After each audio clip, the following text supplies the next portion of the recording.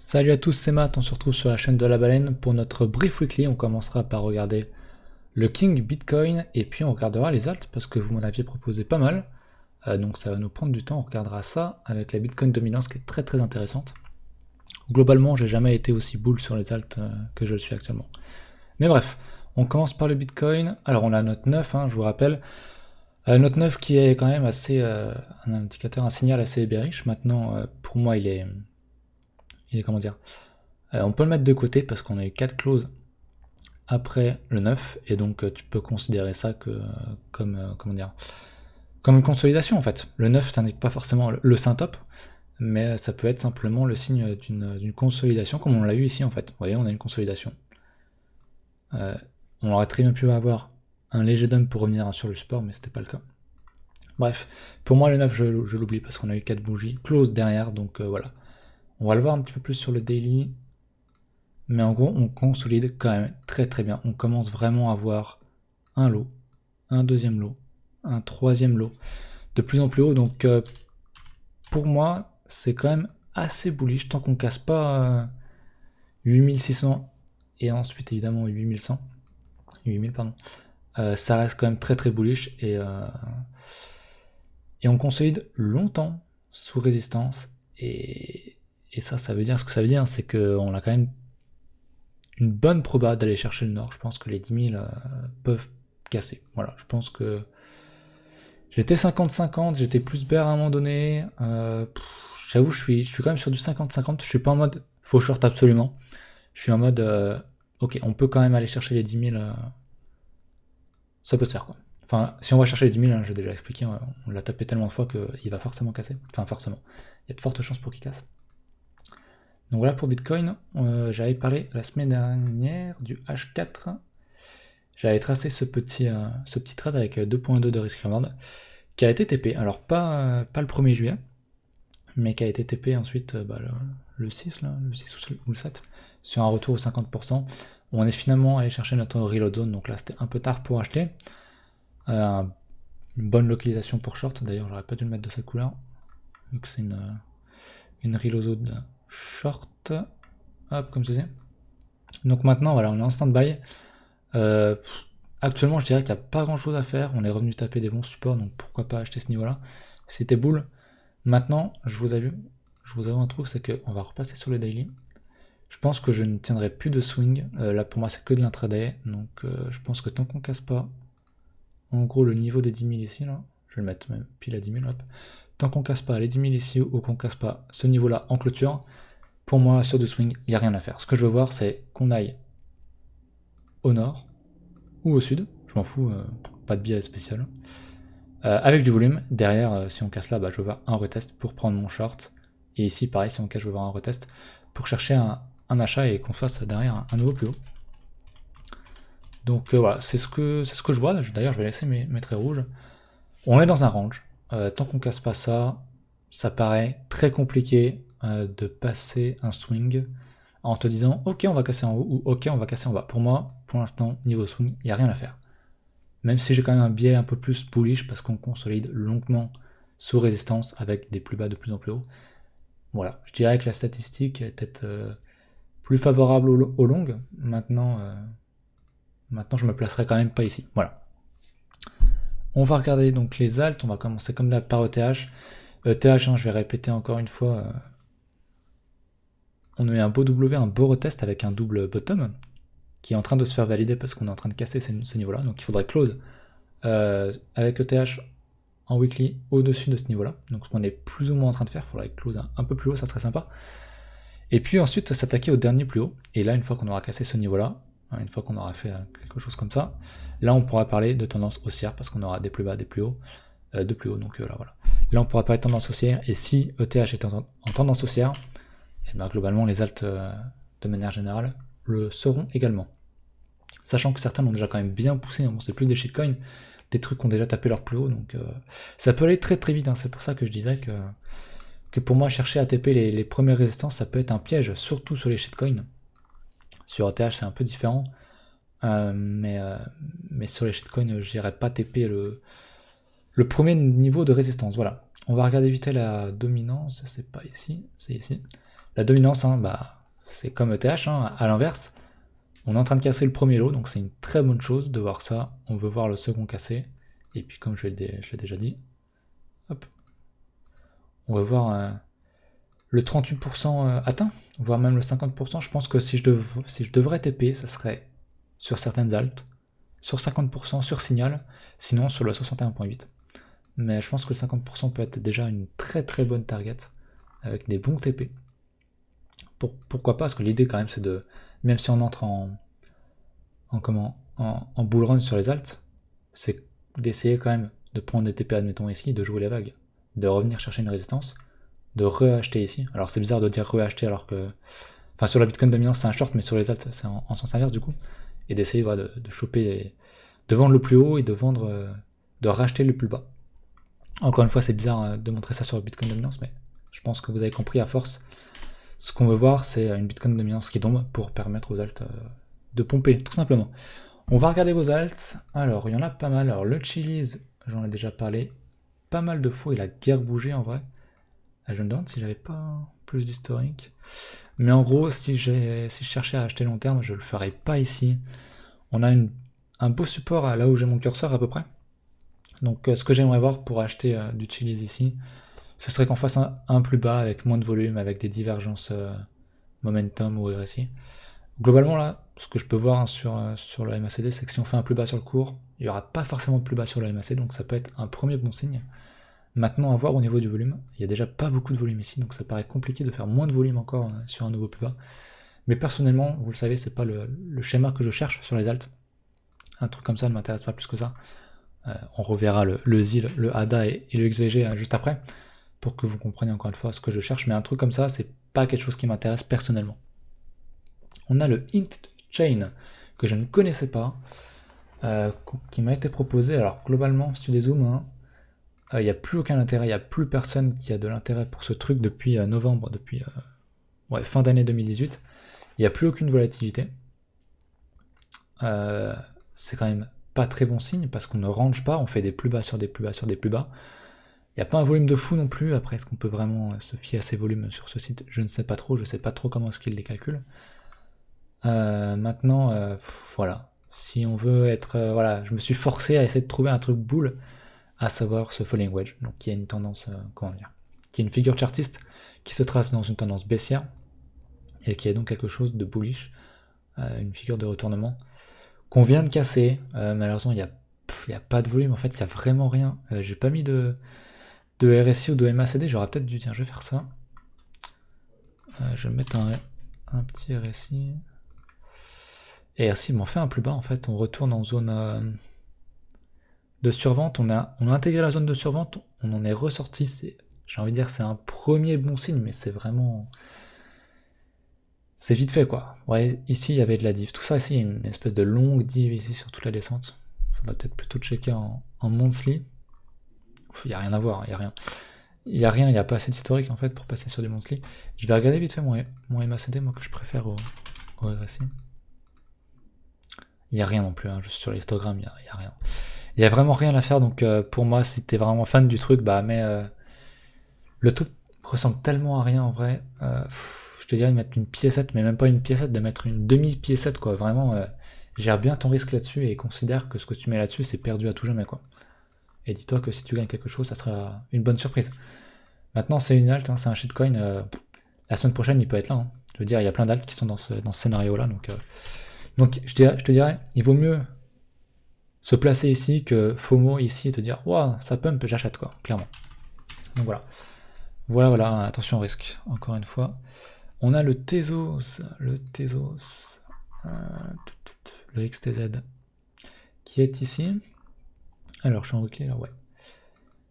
Je suis encore pas une fois fan de la structure, j'aurais préféré acheter un break du range ici, surtout qu'on a fait un joli retest ici. Maintenant on est sur un bon niveau de support ici, je pense que ça se voit plutôt bien. Tac, je vais le mettre en vert. Maintenant, est-ce qu'on a des signaux là-dedans? Quand on a cassé ce niveau-là, on n'a pas fait de gros volumes. Je ne sais pas si vous le voyez bien. Mais là où j'ai mon curseur, vous voyez qu'il n'y a quand même pas de volume. Il y a beaucoup moins de volume que tout ça. C'est pas très beau signe. On l'a retesté. On vient retester une seconde fois le support. Il n'y a pas un volume de fou, honnêtement. Enfin, je regarde peut-être en daily s'il y a des divergences ou quelque chose. Il y avait une divergence ici, mais pour moi, ça s'arrête à aller chercher un retracement de 50%, quoi. Donc pour l'instant, on est stoppé par le first stop, là, par le 38.2.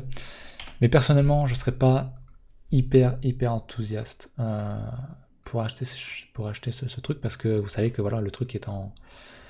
Il est comme un peu moins que le Chainlink, mais il est en tendance haussière depuis bien longtemps, bien avant que le reste du marché, et c'est pas forcément une très bonne chose d'acheter long terme ici en tout cas. Pour le day trade, il y a des choses à faire, c'est clair. Notamment si tu as une divergence sur support, je veux dire, ça se paye. Maintenant, ce que je veux voir là-dessus, c'est vraiment, je voudrais en acheter, c'est qu'on casse cette résistance-là, qu'on fasse donc un double bottom, avec du volume, et racheter sur support avec signal, avec des signaux. C'est ma seule condition pour acheter pour viser un nouveau plus haut en tout cas. Donc voilà. Mais pour l'instant, il m'inspire pas vraiment confiance. Alors dans le même genre, on a le Link, hein, j'en parlais juste avant. Le Link qui lui est quand même bien au-delà, qui a un peu rien à voir, qui est vraiment en tendance haussière depuis juin 2019. Il est vraiment à contre-courant du marché et c'est très dangereux d'acheter ça pour du long terme. Le trade, pourquoi pas. Tant qu'il est boule, il faut acheter. Vous savez que tant que la tendance est avec toi, t'achètes en fait. La tendance est haussière, donc tu cherches plutôt des achats jusqu'à ce qu'il n'y ait plus de tendance haussière. Maintenant, comme le précédent, on voit une belle bougie verte, c'est très bien. Maintenant, il y a zéro volume. Il y a vraiment zéro volume.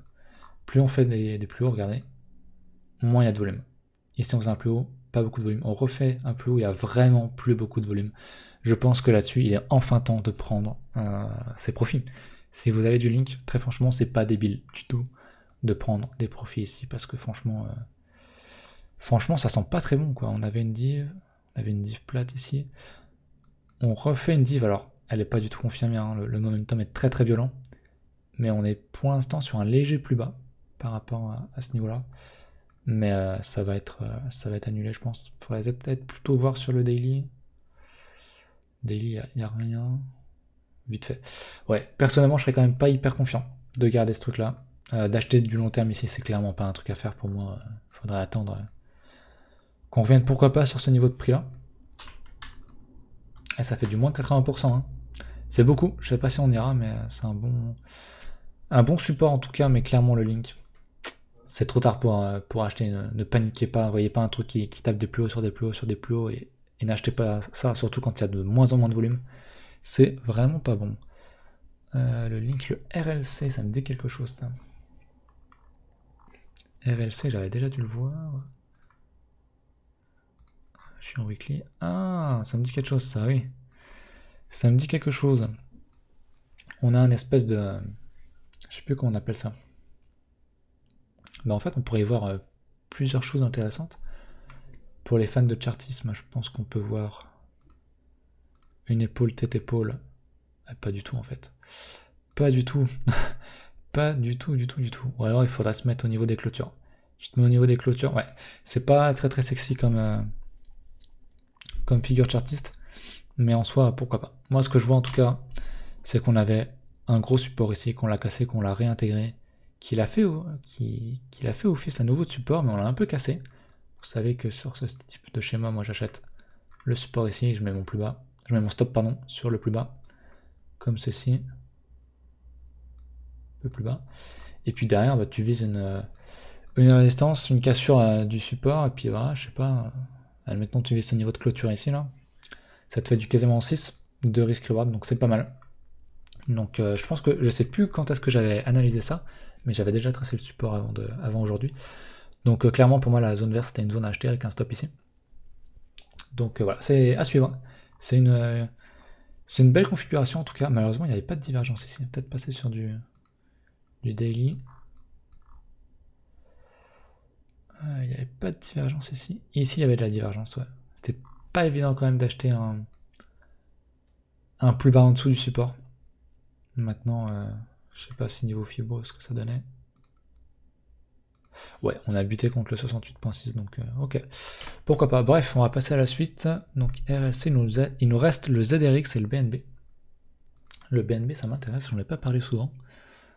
Mais j'aurais bien aimé l'acheter. Ce que je n'ai pas fait, le ZRX, il est là. Ok, alors le ZRX, et ben pour l'instant, il n'y a rien à faire. On consolide sous résistance, donc c'est plutôt bon signe, surtout qu'il y a beaucoup de volume ici. Donc c'est très intéressant. Acheter ça maintenant, ça me paraît compliqué personnellement. C'est un peu tard, mais on voit que son plus bas de septembre 2019 a été très très bien défendu. Il ressemble un peu au... J'allais dire ETH. Il ressemble un peu à ETH, ouais. Vite fait, si on veut. On a d'ailleurs plutôt une résistance ici. Il faudra que la note aussi quand même. Je le mettrai même juste jusqu'ici. Résistance, je vais enlever ce niveau-là. Donc, difficile d'acheter une résistance, même si les signes sont plutôt positifs. Je pense qu'on peut aller casser ça maintenant. Ce qu'on voudrait, ce serait peut-être un petit retracement pour acheter ça. Un petit 0,6, acheter ce niveau-là, ça me paraît pas débile, avec un stop sur un plus bas. Si tu vises un nouveau plus haut pour du long terme. Ça me semble pas débile du tout. Donc pour l'instant, pas grand chose à faire, il faudra peut-être checker le daily. Qu'est-ce que ça donne? Pas grand chose. Hein. Il n'y a pas trop de volume pour l'instant. Donc j'achèterai pas ici. À voir si on a des... Pour de l'intraday, si, sur le niveau de support, là où j'ai mon curseur à peu près. S'il y a des signaux bullish, pourquoi pas faire un petit achat là-dessus. Mais pour du long terme, je serais quand même plus serein d'acheter un peu plus bas. Très franchement. On va regarder le BNB. Le BNB, on va le regarder... Alors déjà en paire BTC, mais comme c'est une alt majeure, et que j'aime pas sa gueule en paire Bitcoin, on va regarder sa paire aussi en USDT. Mais qu'est-ce qu'on voit ici? On voit un bon support ici.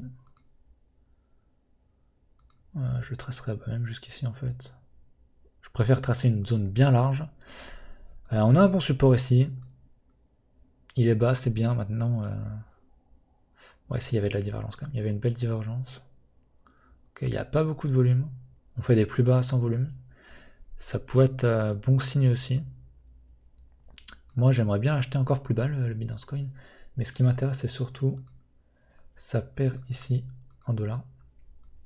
J'ai clairement raté l'achat ici. Hein. Le gros dump à cause du Covid. Je me souviens à l'époque ici, ça chillait énormément. Les gens étaient super fiers d'avoir acheté du BNB ici sur ce pseudo support là. Moi, j'étais pas trop hypé quand je voyais un support beaucoup plus bas ici. Je vais essayer de vous le tracer.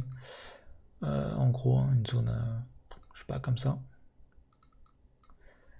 Que j'ai raté. Donc là, j'aurais bien voulu voir une divergence entre ce niveau-là et ce niveau-là. Ce qu'on avait, ouais, on avait une div plate, ce que j'appelle une div plate. Donc ouais, j'ai clairement raté ce niveau-là. Gros volume de vente. Je pense que ça se prenait ici, hein. Ça se prenait. Maintenant, je l'ai raté. Je veux du BNB parce que je trade quasiment que sur Binance. Et vous savez que si vous holdez du BNB, bah vous payez moins de frais. Et puis c'est un truc, je veux dire, fait par Binance. Donc c'est tellement chill par CZ que le truc va sans doute faire un plus haut un jour. Il y a de fortes chances. Donc voilà, j'ai tracé mon petit Fibo. J'espère acheter le 61.8 un jour. Donc plus il va monter, plus je tracerai mon Fibo et je veux acheter le 61.8.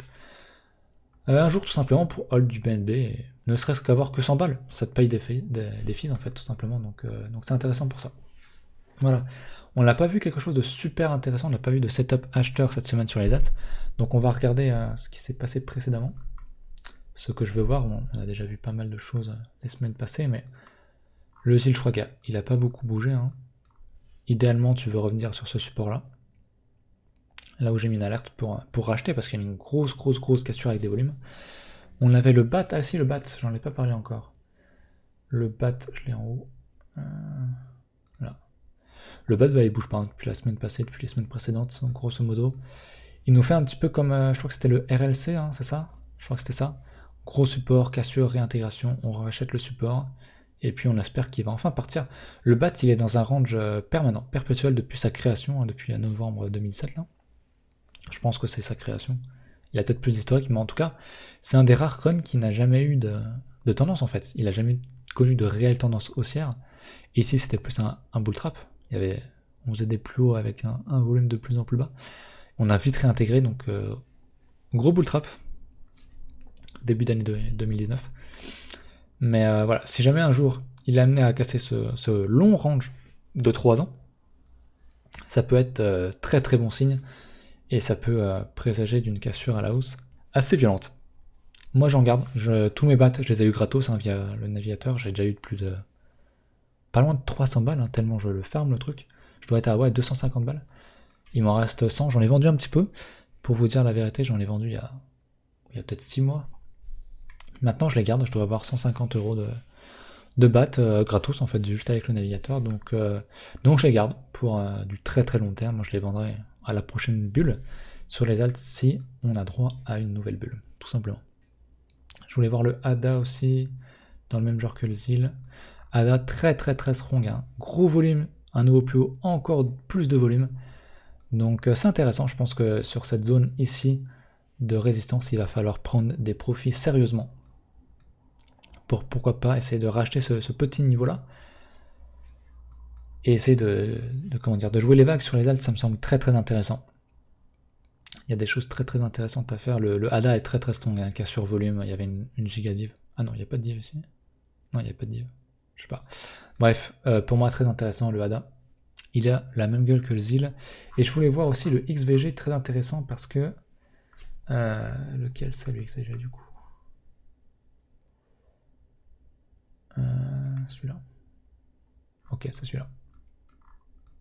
Le XVG, qui est comme à l'époque où je parlais du ZIL qui venait tout juste de casser, je disais, ah bah ça, il y avait le retest, c'est intéressant à acheter.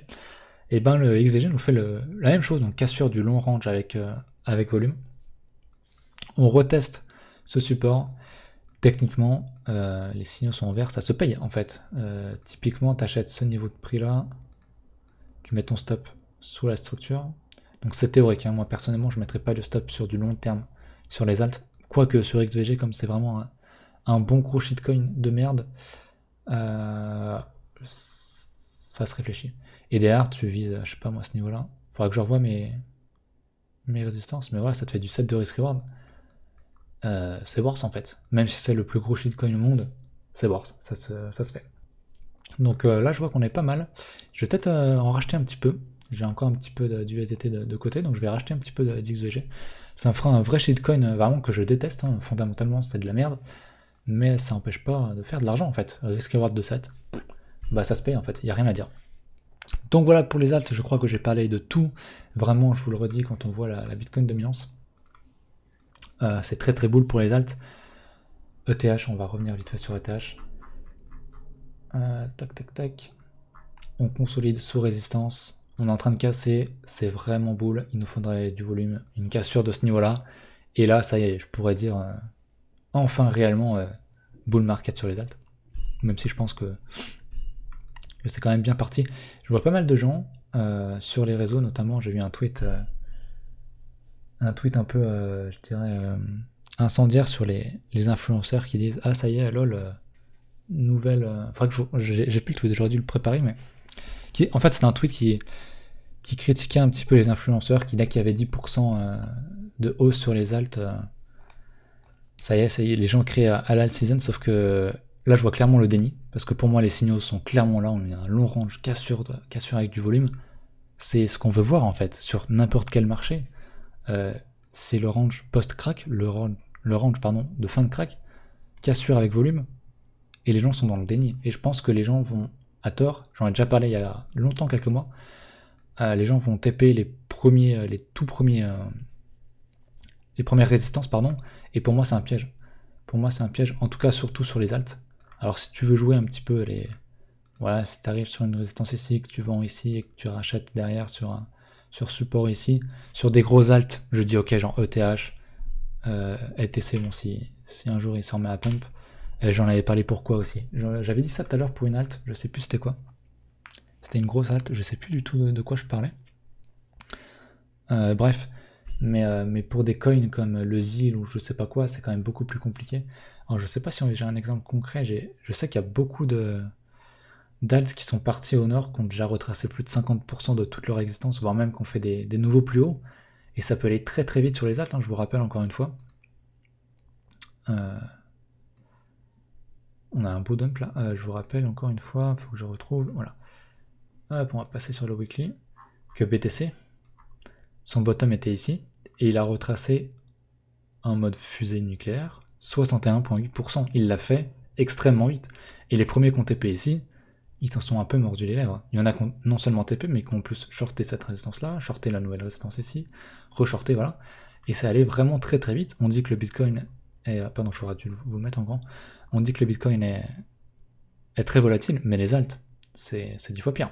Une alt pour moi, on va regarder concrètement une alt qui me bat, tiens, typiquement le XVG, pour moi c'est une erreur de limite de TP ici sur le XVG, parce que le truc il peut te faire un... On voit pas grand chose sur le bordel, mais bon, on voit vraiment pas grand chose à cause des couleurs, mais il peut tellement pump, tellement hard, comme tellement d'alts le font actuellement. Donc voilà, c'est bien de prendre des TP, c'est très important, mais personnellement, je sais que Tilt n'a pas du tout la même version, la même vision des choses que moi. Lui, il TP sur un 100%, il TP 50%, comme ça, sa position est payée, il ne perd plus rien, même si le truc tombe à zéro, il ne perd plus rien, pardon. Je sais qu'il y a une technique d'investissement qui s'appelle le shad, où tu vends en fait la moitié au double, mais pour moi c'est un peu une erreur, c'est un peu trop, enfin c'est safe, c'est bien, c'est safe, mais pour moi c'est un peu une erreur dans le sens où sur les alts TP 100%, c'est un peu dommage. Alors, rien que la première grosse résistance sur XVG, c'est du 365%. Donc voilà. Voilà, c'est mon avis, donc voilà, je vais pas parler plus longtemps. On en reparlera si vraiment on a une bulle. Je vous dirai ce que je fais, comme Tilt le fait, mais pour l'instant, moi j'ai une vision beaucoup plus long terme en fait que Tilt, où je vais essayer de moins jouer les vagues en fait, de vendre les résistances, de racheter le support. Je le ferai, mais que sur les majeurs, je pense. Donc voilà. Je vous laisse là-dessus, la vidéo était suffisamment longue, je pense. J'ai aucune idée de combien de temps elle dure. Ah si, j'ai le temps, 26 minutes, ok.